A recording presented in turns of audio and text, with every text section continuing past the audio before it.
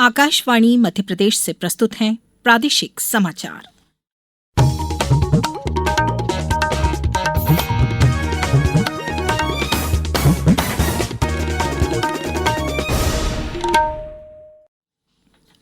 नमस्कार, समाचारों के साथ मैं राना शाहिद। पहले इस बुलेटिन के मुख्य समाचार। प्रधानमंत्री नरेंद्र मोदी ने कहा कि हवाई संपर्क से होता है तीव्र और व्यापक विकास। 2014 के बाद दोगुनी से ज्यादा हुई हवाई अड्डों की संख्या। मुख्यमंत्री डॉक्टर मोहन यादव विदिशा के शमशाबाद में आयोजित कृषक हितग्राही सम्मेलन में हुए शामिल। 163 करोड़ रुपए के विकास कार्यों की दी सौगात। पूरी तरह पेपरलेस और डिजिटल पंजीयन में मध्य प्रदेश देश का पहला राज्य बना।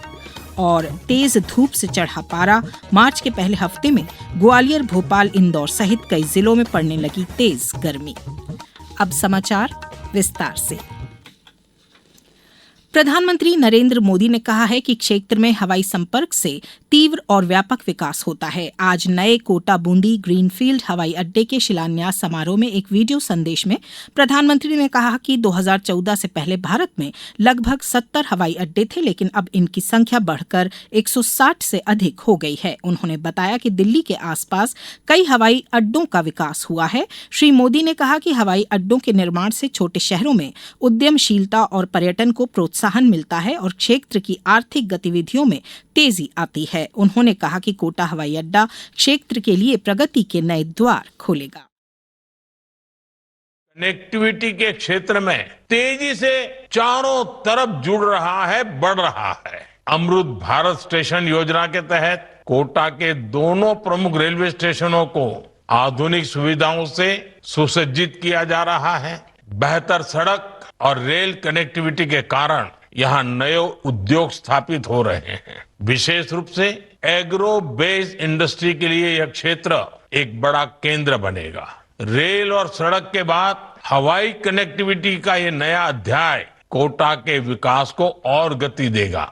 कोटा एयरपोर्ट पूरे हाड़ौती क्षेत्र और आसपास के जिलों के लिए प्रगति के नए अवसर लेकर आएगा।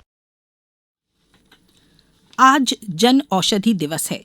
प्रधानमंत्री नरेंद्र मोदी ने इस अवसर पर सोशल मीडिया पोस्ट में प्रधानमंत्री भारतीय जन औषधि परियोजना से लाभान्वित लोगों को बधाई दी है।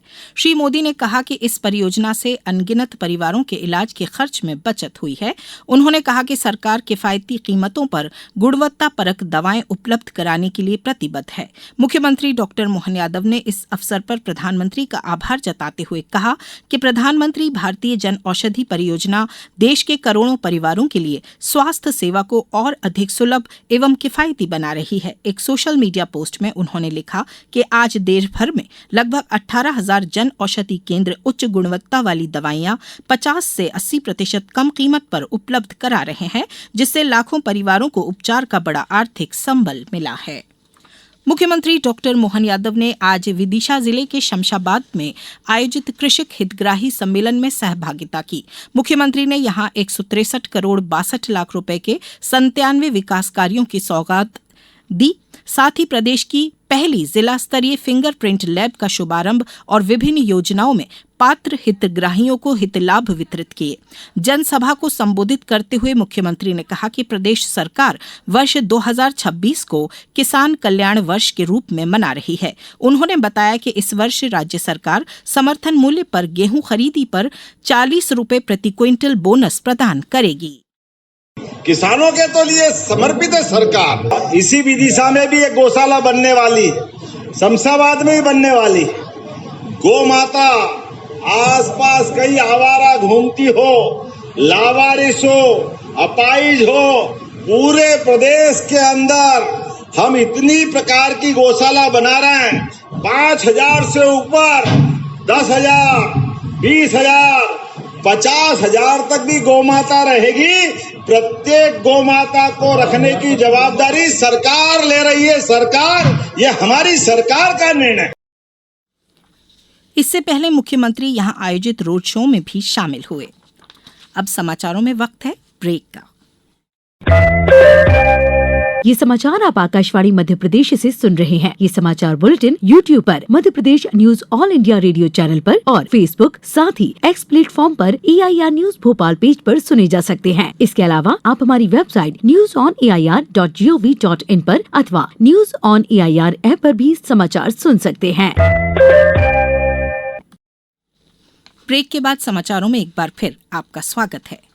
संपदा 2.0 के माध्यम से दस्तावेजों का पूर्णतः पेपरलेस और डिजिटल पंजीयन व्यवस्था लागू करने वाला मध्य प्रदेश देश का पहला राज्य बन गया है। इस प्रणाली में कोई भी व्यक्ति कहीं से भी ई-स्टाम्प तैयार कर सकता है। साथ ही संपत्ति की पहचान भू अभिलेख और नगरीय प्रशासन के डेटाबेस से की जाती है तथा संपत्ति की जियो टैगिंग भी की जाती है, जिससे संपत्ति संबंधी विवादों में कमी आएगी। मुख्यमंत्री डॉक्टर मोहन यादव ने कहा कि अत्याधुनिक तकनीक पर आधारित यह व्यवस्था नागरिकों को त्वरित सेवाएं देने के साथ साथ प्रशासन में पारदर्शिता और सुगमता सुनिश्चित करेगी। पंजीयन एवं मुद्रांक विभाग राज्य के प्रमुख राजस्व अर्जित करने वाले विभागों में शामिल हैं। प्रदेश में प्रतिवर्ष लगभग 16 लाख दस्तावेजों का पंजीयन किया जाता है, जिससे 11,000 करोड़ रुपए से अधिक का राजस्व प्राप्त होता है। विभाग की वेब आधारित संपदा प्रणाली के माध्यम से ई पंजीयन और ई स्टाम्पिंग की सुविधा प्रदान कर पूरी प्रक्रिया को एंड टू एंड इलेक्ट्रॉनिक बनाया गया है। मुख्यमंत्री डॉक्टर मोहन यादव ने कहा है कि क्वींस ऑन द व्हील्स 3.0 महिला बाइकिंग टूर मात्र बाइक रैली नहीं बल्कि नारी सशक्तिकरण, साहस और पर्यटन के माध्यम से मध्य प्रदेश की पहचान को दुनिया तक पहुंचाने का एक अनूठा अभियान है। मुख्यमंत्री डॉक्टर यादव ने देश के विभिन्न क्षेत्रों से आई बहनों का देश के दिल मध्य प्रदेश में स्वागत करते हुए कहा कि हमारा प्रदेश अजब और गजब होने के साथ महिलाओं की सुरक्षा के लिए सजग भी है। मुख्यमंत्री ने आज क्वींस ऑन द व्हील्स की 25 महिला सुपर बाइकर्स को इस यात्रा के लिए शुभकामनाएं और हर संभव सहयोग का भरोसा देते हुए मुख्यमंत्री निवास से हरी झंडी दिखाकर रवाना किया। कार्यक्रम में उच्च शिक्षा मंत्री इंदर सिंह परमार भी उपस्थित थे। अब खबर मौसम की। प्रदेश में मार्च के पहले हफ्ते में ही तेज गर्मी पड़ने लगी है। सागर, ग्वालियर, चंबल के बाद इंदौर और उज्जैन संभाग में भी गर्मी बढ़ गई है। इंदौर में पारा 36.2 डिग्री तक पहुंच गया है। वहीं भोपाल, ग्वालियर, उज्जैन और जबलपुर में 35 डिग्री के पार है। शुक्रवार को नर्मदापुरम सबसे गर्म रहा। यहां अधिकतम तापमान 38.1 डिग्री दर्ज किया गया। धार, दमोह, सागर, शाजापुर, गुना, छतरपुर, रतलाम और टीकमगढ़ में तापमान 36 डिग्री या इससे अधिक दर्ज किया गया। वहीं रात में तापमान 18 डिग्री से ज्यादा है। मौसम विभाग के अनुसार प्रदेश के पूर्वी हिस्से से एक टर्फ गुजर रही है। वहीं चक्रवात भी सक्रिय है, लेकिन प्रदेश में ज्यादा असर नहीं है। आसमान साफ होने की वजह से सूरज की तेज धूप सीधे जमीन पर आ रही है, जिससे गर्मी का असर बढ़ा है। प्रदेश में कल रंग पंचमी पर रंग खेला जाएगा। इंदौर में रंग पंचमी की पारंपरिक गेर निकलेगी। पिछले 3 सालों से यहां पहुंचने वाले लोगों की संख्या 5 लाख से अधिक रही है, जिससे यह आयोजन देश के सबसे बड़े रंगोत्सवों में शामिल हो चुका है। उधर अशोकनगर जिले के कानीखेड़ी स्थित तीर्थ स्थल मां जानकी माता मंदिर करीला धाम में रंग पंचमी के अवसर पर लगने वाले 3 दिवसीय वार्षिक करीला मेला आज से प्रारंभ हो गया है। यह मेला 9 मार्च तक चलेगा। 3 दिवसीय वार्षिक मेला के प्रथम दिवस बड़ी तादाद में श्रद्धालुगण करीला धाम पहुंच मां जानकी माता के दर्शन कर आशीर्वाद लिया। साथ ही श्रद्धालुओं द्वारा मां जानकी माता से मन्नतें मांगी गईं।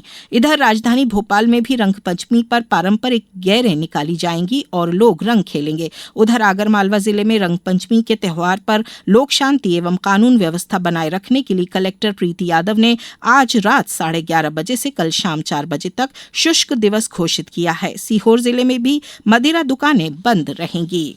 अब कुछ समाचार संक्षेप में। पीएम राहत योजना के सफल क्रियान्वयन के लिए डाटा एंट्री ऑपरेटरों का प्रशिक्षण एएनएमटीसी प्रशिक्षण केंद्र बैतूल में आज आयोजित किया गया। शिवपुरी जिले में इस बार मौसम अनुकूल रहने से गेहूं का बम्पर उत्पादन की उम्मीद जताई जा रही है। मंदसौर जिले में किसान कल्याण वर्ष 2026 के अंतर्गत मत्स्य पालकों को आर्थिक रूप से सशक्त बनाने के लिए विशेष प्रयास किए जा रहे हैं। आगरमालवा जिला कलेक्टर ने गेहूं की कटाई के बाद खेतों में फसल अवशेष जलाने पर पूर्ण प्रतिबंध लगाया है। इस बुलेटिन में इतना ही। अगला बुलेटिन सुनिए सुबह 7:10 पर। नमस्कार।